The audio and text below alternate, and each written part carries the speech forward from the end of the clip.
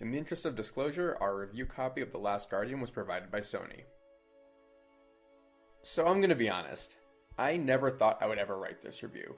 Playing The Last Guardian in 2016 is actually a little surreal, if only because it's tough to believe that anyone is playing it at all. It was one of the games that I was most excited to play when I first started reviewing these things way back in 2010, but the hype gradually withered into nothingness every time the game skipped another release date. Now it's something of a bookend for me. Team Ico's follow-up to Shadow of the Colossus arrives with relatively little fanfare on the heels of Final Fantasy XV, which oddly makes December a very good month for games that spent 10 years in development. The fact that The Last Guardian's core concept still feels innovative makes the original vision all the more remarkable. You play as a nameless boy who wakes up with strange tattoos next to a massive catbird thing named Trico. After pulling a few spears out of Trico's hide, you team up to climb out of the valley where you're both being held prisoner. The game is primarily about the relationship that evolves as you make your way through a series of caverns and crumbling towers.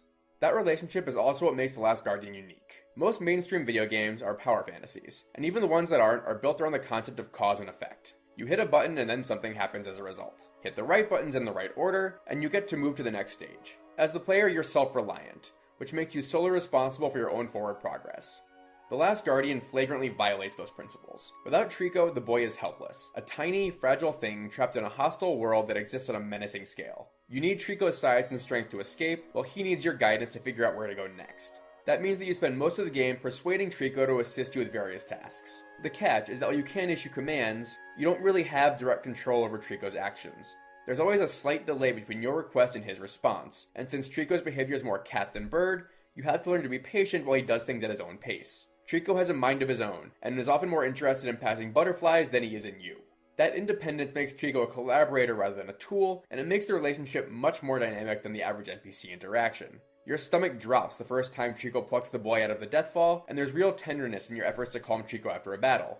Trico will panic whenever the boy is in danger, while the cries of distress are gut-wrenching whenever Trico is in pain. The Last Guardian asks you to cede control, and to embrace and accept that feeling of powerlessness, and to find alternative ways to achieve your goals. At its best, it teaches you that kindness and cooperation are more effective than urgency and aggressiveness. At its worst, however, The Last Guardian is borderline unplayable, and that's where the game starts to show its age. Most people probably won't notice at first, because Last Guardian still looks stunning.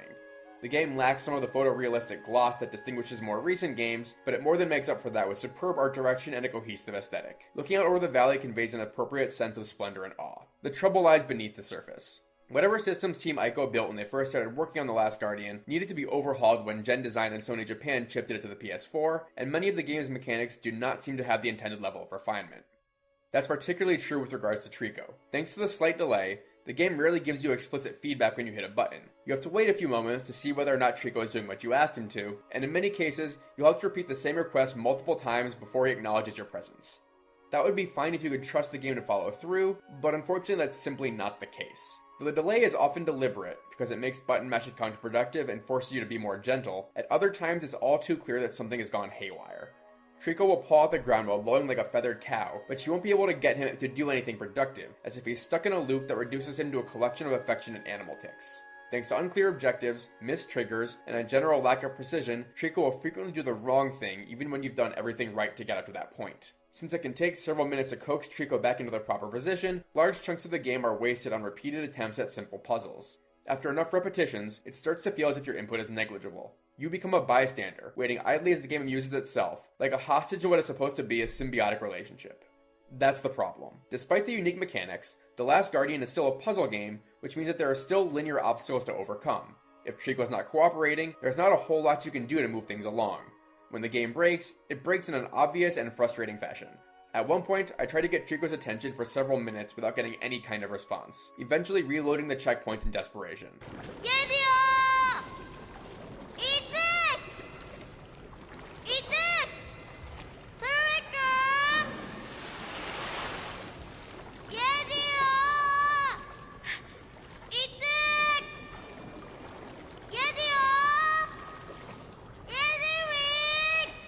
I wanted to strangle the damn thing for the entire middle third of the game, because there's literally no way to move forward until you can snap him out of his reverie. It's a shame, because those technical bugs undercut many of The Last Guardian's central themes. The game wants you to rely on your companion, but Trico violates your trust because he lacks the artificial intelligence needed to communicate more effectively. That's not really anyone's fault. I'm guessing that it was an extraordinary programming task to get him to the point that he's at now, but it is noticeable, and it diminishes the sense of companionship because it feels like there's a structural power imbalance imposed on the relationship. Is Trico ignoring me because the game is broken, or is he ignoring me because we're in a cutscene and I'm supposed to sit back and appreciate the moment? That brief uncertainty freezes your thought process and strips several cutscenes of much of their emotional resonance.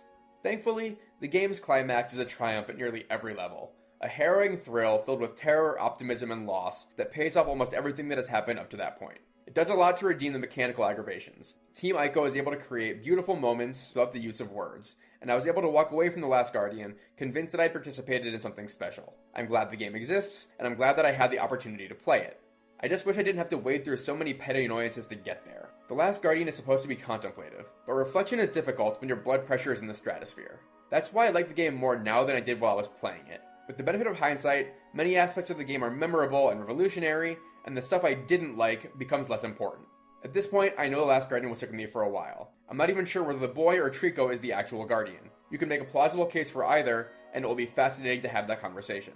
With that in mind, The Last Guardian at once fulfills and disappoints a decade of expectations. It doesn't always work, but you can see what Team Ico was trying to accomplish, and it's a brilliant, laudable ambition.